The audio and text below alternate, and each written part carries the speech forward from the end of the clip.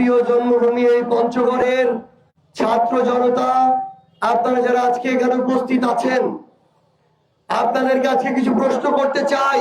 এই প্রত্যেকটা প্রশ্নের উত্তর এই পঞ্চগড় জেলার প্রত্যেকটা মানুষের বিবেকের মধ্যে থাকতে হবে।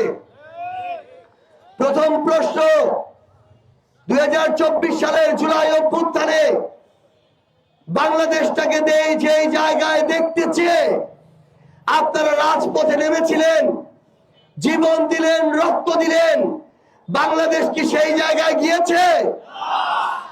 যেই অপকর্মে অতিষ্ঠ হয়ে বাংলাদেশের মানুষ রাস্তায় গুলির সামনে দাঁড়ালো, সেই অপকর্মগুলো কি বন্ধ হয়েছে? 2024 সালের অভ্যুত্থান গেল, 1.5 বছর গেল।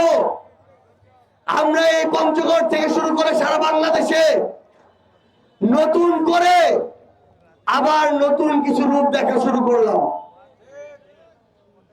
এই পঞ্চগড় জেলার বিভিন্ন বাজার থেকে শুরু করে বিভিন্ন জায়গায় আবার একটা রাজনৈতিক দলের পদ পদবি ধারণকারী কিংবা শেল্টারে কিছু মানুষ নতুন করে চাঁদাবাজি শুরু করলো।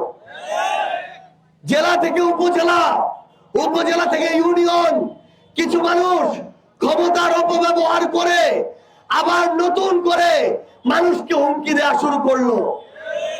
কিছু মানুষ নতুন করে জুলাই অভ্যুত্থানকে কাজে লাগিয়ে মামলা বাণিজ্য করা শুরু করলো।